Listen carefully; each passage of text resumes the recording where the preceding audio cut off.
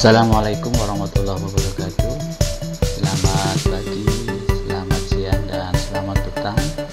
Om Swastiastu, Namo Buddhaya, salam sejahtera dan salam kebajikan, salam sehat dan salam sukses untuk kita semua.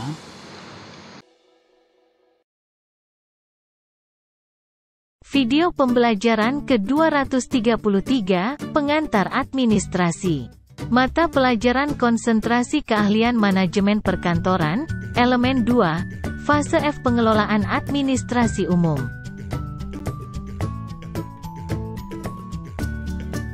Berikut ini, capaian pembelajaran konsentrasi keahlian manajemen perkantoran fase F, elemen 2, pengelolaan administrasi umum. Pada akhir fase F, peserta didik mampu memahami pengelolaan administrasi umum mulai dari melaksanakan korespondensi menggunakan bahasa Indonesia dan bahasa Inggris, menerapkan penanganan surat, mail handling, memproses dokumen perjalanan dinas, akomodasi dan transportasi perjalanan dinas, business traveling arrangement, serta melakukan pengelolaan jadwal kegiatan pimpinan, daily agenda.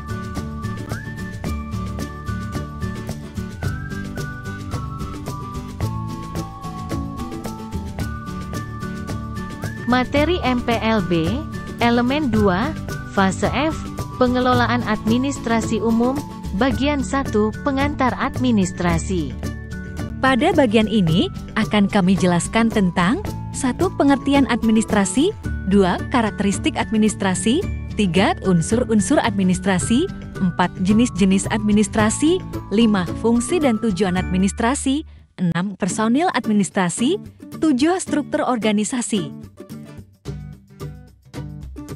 Pengertian administrasi secara etimologi.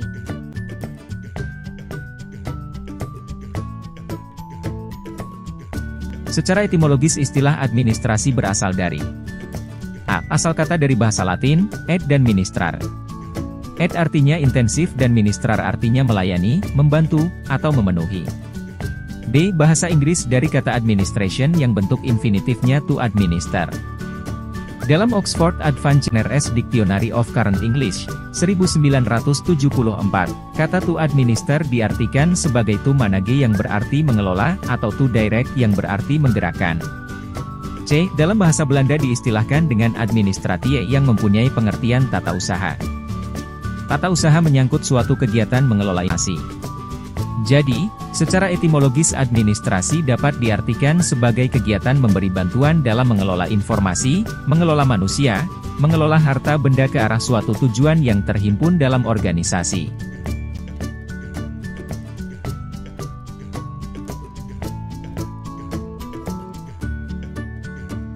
Pengertian administrasi menurut para ahli. Berikut beberapa pengertian administrasi menurut para ahli, antara lain. 1. Menurut De Lianggi, administrasi adalah segenap rangkaian kegiatan penataan terhadap pekerjaan pokok yang dilakukan oleh sekelompok orang dalam kerjasama mencapai tujuan tertentu. 2. Menurut Sondang P. Siagian, administrasi adalah keseluruhan pelaksanaan kegiatan yang dilakukan oleh dua orang atau lebih yang terlibat dalam suatu bentuk usaha kerjasama demi tercapainya tujuan yang ditentukan sebelumnya. 3. Menurut Stephen P. Robbins, administrasi adalah keseluruhan proses dari aktivitas-aktivitas pencapaian tujuan secara efisien dengan melalui orang lain. 4. Menurut Dwight Waldo, administrasi adalah suatu daya upaya manusia yang kooperatif, yang mempunyai tingkat rasionalitas tinggi. 5. Menurut Ensiklopedia Indonesia, administrasi meliputi segala proses pelaksanaan tindakan kerjasama kelompok manusia untuk mencapai suatu tujuan yang telah ditentukan. Pengertian administrasi dalam arti sempit dan dalam arti luas. Administrasi dalam arti sempit merupakan penyusunan dan pencatatan data dan informasi secara sistematis dengan maksud untuk menyediakan keterangan serta memudahkan memperolehnya kembali secara keseluruhan. Data dan informasi tersebut berhubungan dengan aktivitas organisasi. Administrasi dalam arti sempit disebut tata usaha, clerical work, office work.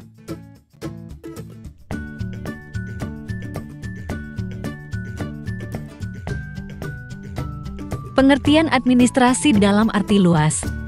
Istilah administrasi berhubungan dengan kegiatan kerjasama yang dilakukan manusia atau sekelompok orang, sehingga tercapai tujuan yang diinginkan. Jadi dalam arti luas administrasi, diartikan sebagai kegiatan yang dilakukan oleh sekelompok orang dalam suatu kerjasama untuk mencapai tujuan tertentu.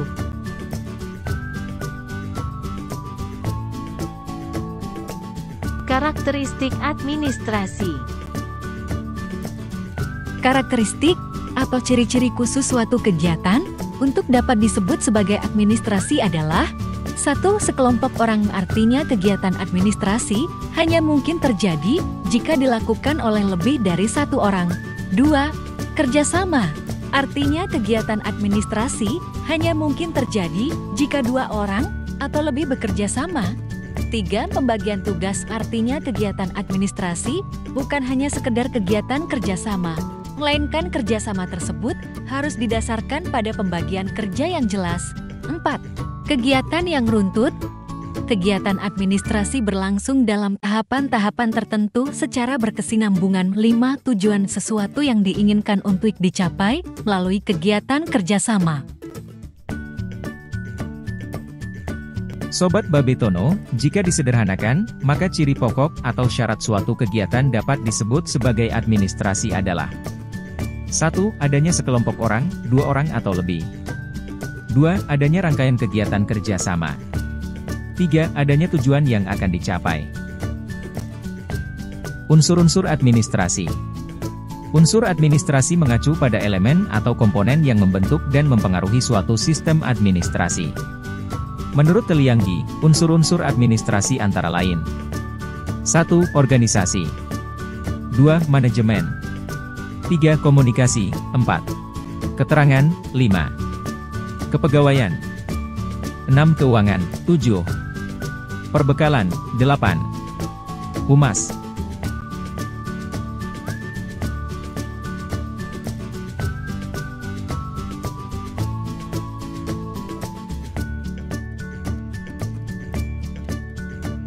Klasifikasi ilmu administrasi, menurut Sondang P. Siagian dibagi menjadi 3 cabang, yakni: Administrasi negara public administration, B. Administrasi privat private administration. Berhubung kegiatan administrasi privat sebagian besar dilakukan oleh sektor niaga, maka cabang ilmu ini disebut administrasi bisnis business administration, public business administration, atau public business corporation. Ya, sementara menurut Delianggi sebagai sebuah ilmu administrasi memiliki cabang-cabang yang meliputi: 1. Administrasi negara. 2. Administrasi perusahaan bisnis. 3. Administrasi kemasyarakatan sosial. Administrasi negara hakikatnya adalah: 1. Bidang yang terutama berkaitan dengan dunia eksekutif, meskipun juga terkait dunia yudikatif dan legislatif. 2. Bidang yang berkenaan dengan formulasi dan implementasi kebijakan publik. 3. Yang berkaitan dengan berbagai masalah manusiawi dan usaha kerjasama untuk mengerjakan tugas-tugas pemerintah. 4. Bidang yang diarahkan menghasilkan public goods dan services. 5. Sebagai ilmu dan seni, bidang ini memiliki aspek teoritis dan praktis. Administrasi niaga. Administrasi niaga bisnis didefinisikan sebagai keseluruhan kegiatan mulai dari produksi barang dan atau jasa sampai tibanya barang atau jasa tersebut di tangan konsumen. Secara umum, administrasi niaga juga mencakup kegiatan industri yang menghasilkan barang dan industri yang menghasilkan jasa-jasa. Administrasi kemasyarakatan. Ada kalanya kegiatan administrasi ini tidak dilakukan negara dan juga bukan kegiatan perniagaan. Kegiatan yang merupakan usaha kerjasama dalam hal kemasyarakatan yang bertujuan memajukan kelompok masyarakat tertentu disebut sebagai administrasi kemasyarakatan. Contoh dari kegiatan administrasi kemasyarakatan ini adalah serikat buruh, asosiasi profesi, koperasi organisasi sosial, dan lain sebagainya. Karakteristik pekerjaan kantor. Ciri-ciri penting dari pekerjaan kantor adalah sebagai berikut. 1. bersifat pelayanan. 2. Bersifat memudahkan atau meringankan. 3. Bersifat merembet ke segenap bagian organisasi. 4. Dilakukan oleh semua pihak. 5. Umumnya berupa pekerjaan pengetikan dan penghitungan.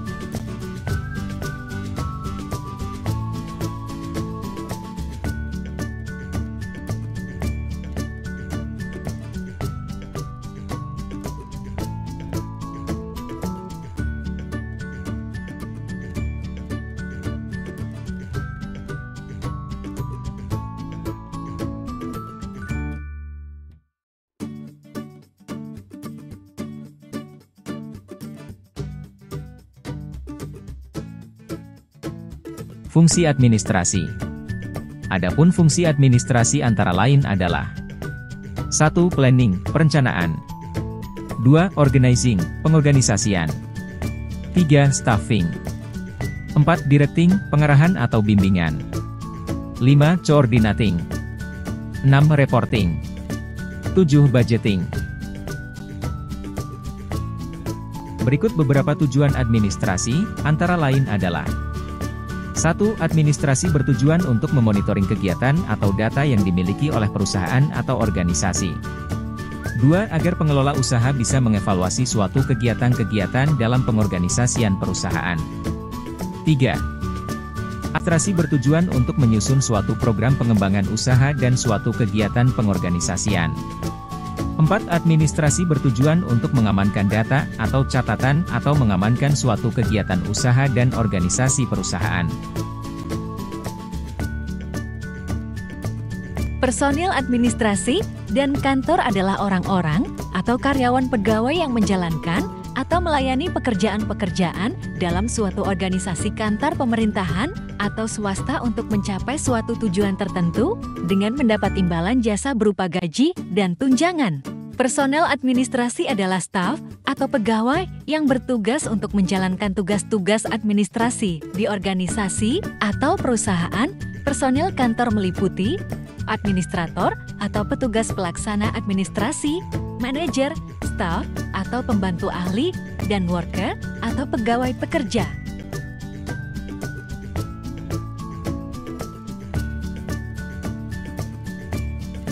Struktur organisasi.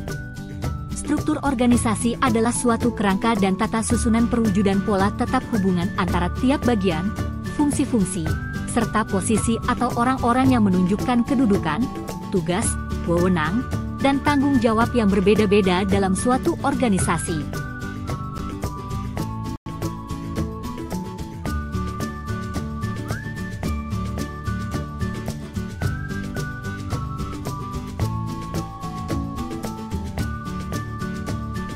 Bentuk struktur organisasi. Organisasi dilihat dari sudut lalu lintas kekuasaan dan tanggung jawab serta hubungan kerja pada kesatuan-kesatuan administrasi organisasi tersebut, yaitu 1. Bentuk lain, lurus hierarki. 2. Bentuk staf atau fungsional. 3. Bentuk gabungan staf dan lain. 4. Bentuk organisasi sistem panitia.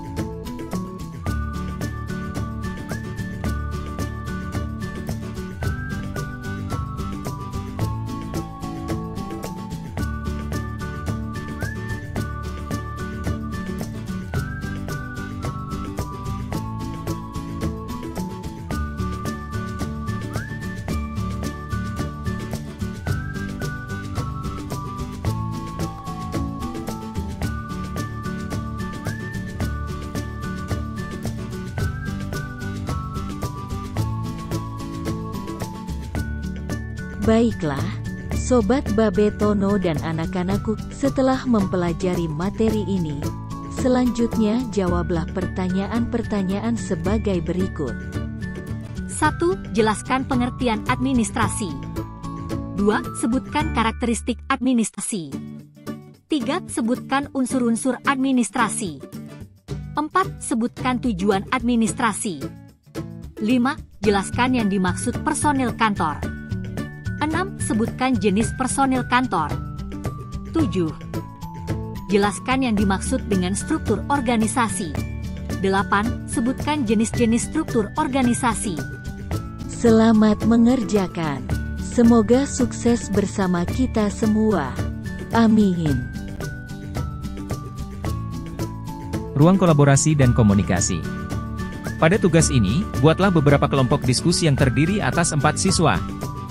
Kemudian lakukan pengamatan terhadap bagan struktur organisasi pada kantor terdekat dengan sekolah Anda. Kemudian analisalah terhadap bentuk bagan struktur organisasi tersebut. Jelaskan tugas dari masing-masing personil pada bagan tersebut. Hasil pengamatan berupa gambar struktur organisasi beserta tugas dan tanggung jawab personil pada bagan tersebut, ditulislah ke dalam aplikasi MS PowerPoint dengan baik. Selanjutnya, presentasikan hasil diskusi tersebut di depan kelas, kemudian lakukanlah session jawab bersama teman-teman Anda.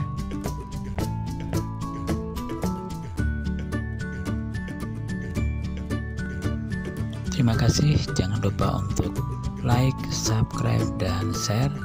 Nantikan video-video kami berikutnya.